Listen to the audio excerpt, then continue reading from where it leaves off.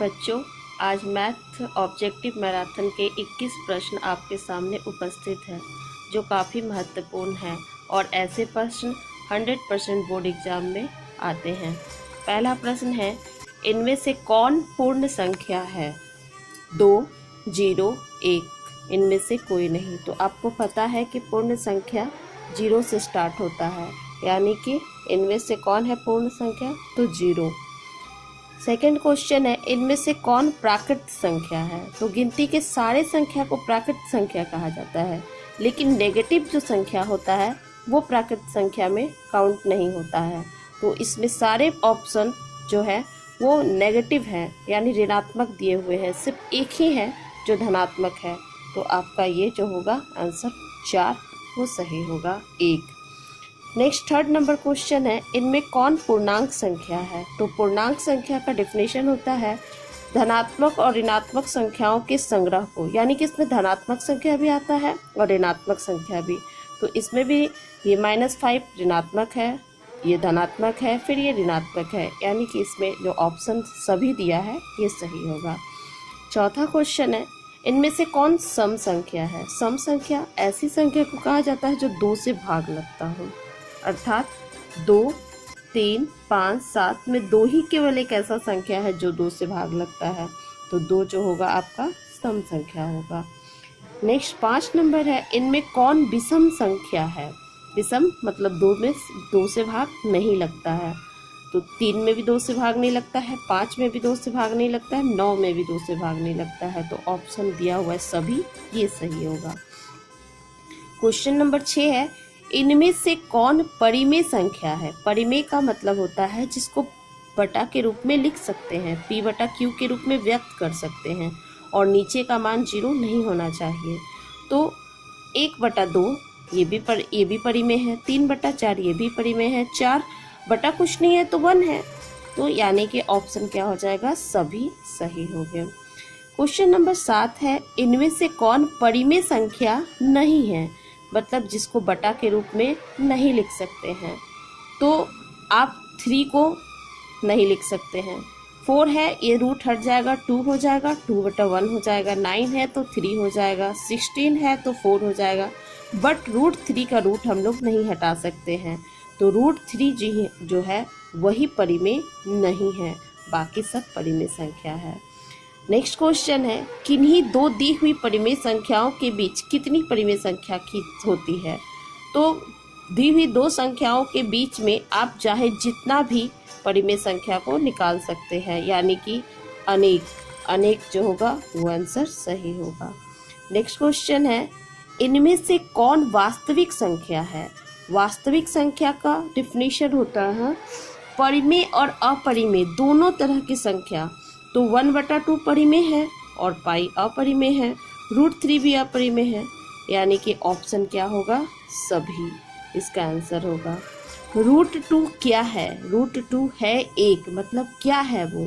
तो परिमेय संख्या है, अपरिमेय संख्या है, प्राकृत संख्या है, इनमें से कोई नहीं। तो परिमेय संख्या होने के लिए इसको P/Q के रूप में लिखा जा सकता था, तब ये परिमेय होगा, यानी परिमेय हो नहीं सकता है, प्राकृत हो नहीं सकता है। तो क्या हो जाएगा? अपरिमेय संख्या। ऑप्शन नंबर 2 इसका राइट आंसर होगा। नेक्स्ट है आपका 11 नंबर क्वेश्चन, निम्नलिखित में से कौन अपरिमेय संख्या है? अपरिमेय जिससे रूट हम लोग नहीं हटा पाएंगे वही अपरिमेय होगा। तो हम इसका भी रूट हटा सकते हैं, इसका भी रूट हटा सकते हैं, इसका भी रूट हटा सकते हैं, लेकिन ये 2.5 है, इसका रूट हम चाहकर भी नहीं हटा सकते हैं। तो ये 3 नंबर ऑप्शन इसका राइट आंसर होगा। नेक्स्ट क्वेश्चन है, निम्न में से कौन सा परिमेय है? परिमेय मतलब जिसको रूट हम लोग तोड़ सकते हैं। तो पाई तो हम ऑलरेडी जानते हैं कि पाई अपरिमेय होता है। √7 का रूट हटा नहीं सकते हैं।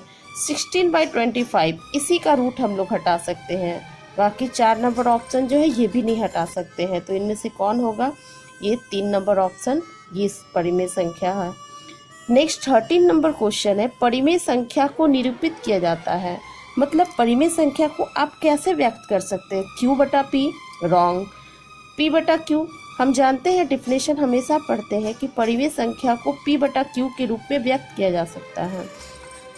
और आगे अगर जोड़ सकते थे तो इसमें जोड़ते कि इसको जहाँ q not equal to 0, but जिसमें q नॉट इक्वल टू 0 दिया है उसका शुरू गलत है कि q माइनस p, जबकि होता है p/q। तो मेरे पास एक ही ऑप्शन सही बचता है 2 नंबर कि p/q के रूप में। 14 नंबर क्वेश्चन है, इनमें से कौन अपरिमेय संख्या है? तो अपरिमेय का मतलब होता है जिसको हम लोग p/q के रूप में व्यक्त नहीं कर सकते हैं। पर आप जब मैथ का थ्योरी वाला पेपर पढ़िएगा तो आप जानिएगा कि 1.7 के ऊपर ये बार लाइन खींचा हुआ है या रैकरिंग खींचा है, ऐसी संख्या को हम परिमेय के रूप में लिख सकते हैं। इसको भी परिमेय के रूप में लिख सकते हैं, लेकिन √2 जो है वो परिमेय के रूप में नहीं लिखा जा सकता है, तो ये अपरिमेय संख्या हो जाएगा। नेक्स्ट है 15 नंबर क्वेश्चन, परिमेय और अपरिमेय संख्याओं के समूह को क्या कहते हैं? तो अभी हम वास्तविक संख्या पढ़ा रहे थे तो बताए थे कि परिमेय और अपरिमेय दोनों संख्याओं के समूह को वास्तविक संख्या कहा जाता है। नेक्स्ट क्वेश्चन है, इनमें से कौन अपरिमेय है? मतलब जिसको p/q के रूप में नहीं लिख सकते हैं। इसको भी लिखा जा सकता है, इसको भी लिखा जा सकता है, बट ये एक ऐसी संख्या है जिसमें आप ध्यान देंगे इसका 0.120 एक 0 आया, 1200, 12300, ऐसी संख्या को हम कभी भी p/q के रूप में व्यक्त नहीं कर सकते हैं, इसलिए यही एक संख्या है जो अपरिमेय संख्या है। 2 कैसी संख्या है?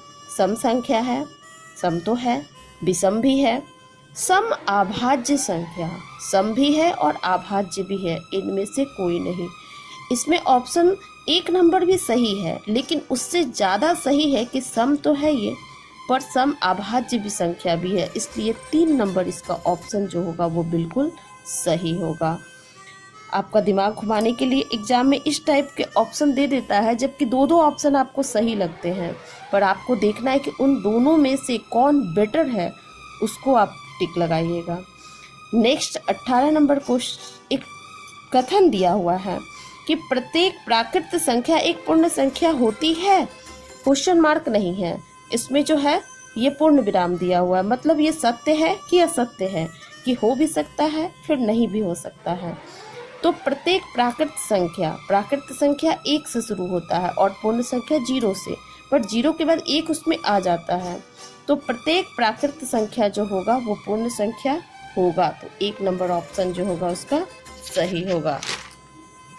नेक्स्ट है 19 नंबर क्वेश्चन, प्रत्येक परिमेय संख्या एक पूर्ण संख्या होती है। अब परिमेय की बात कर रहा है, तो परिमेय को आप 1/2 लिखते हैं, 1/2 का मतलब होता है आधा, तो ये पूर्ण कैसे हो सकता है? पूर्ण नहीं हो सकता है। तो पूछ रहा है कि प्रत्येक परिमेय संख्या एक पूर्ण संख्या होती है, तो नहीं, ये पूर्ण नहीं हो सकती है। नेक्स्ट है मेरा 20 नंबर क्वेश्चन, इनमें से कौन अभाज्य संख्या है? तो बच्चों सबसे ज़्यादा ज़रूरी है आपको अभाज्य संख्या का डिफिनेशन जानना, क्योंकि ज़्यादातर बच्चे ऐसे ही क्वेश्चन में कंफ्यूज हो जाते हैं। अभाज्य संख्या को सम और विषम से तुलना करने लगते हैं, बट सम और विषम अलग चीज़ है और अभाज्य अलग चीज़ है। अभाज्य संख्या ऐसी संख्या को कहते हैं जिसके केवल वो 2 से ही भाग लगता है, या तो एक स्वयं से या वो उसी संख्या से भाग लगता है। तो 25 1 से भी लगता है, ज़्यादा से भी और 5 से भी लग जाता है, 30 भी, 10 भी, लेकिन 2 एक ऐसा संख्या है जो सिर्फ 1 से लगेगा या वो खुद स्वयं 2 से लगेगा, तो यह अभाज्य संख्या हो जाएगा। 21 नंबर क्वेश्चन है, इनमें से कौन भाज्य संख्या है? भाज्य मतलब जिसमें एक और स्वयं उस संख्या के अलावा किसी और से भी भाग लगना चाहिए, तो इसमें 35 एक ऐसा ऑप्शन है जिसमें अदर एक और स्वयं 35 के अलावा 5 से भी भाग लग जाता है, 7 से भी भाग लग सकता है। बाकी इसमें जितने ऑप्शन हैं इसमें किसी का भी 2 से ज़्यादा से भाग नहीं लगता।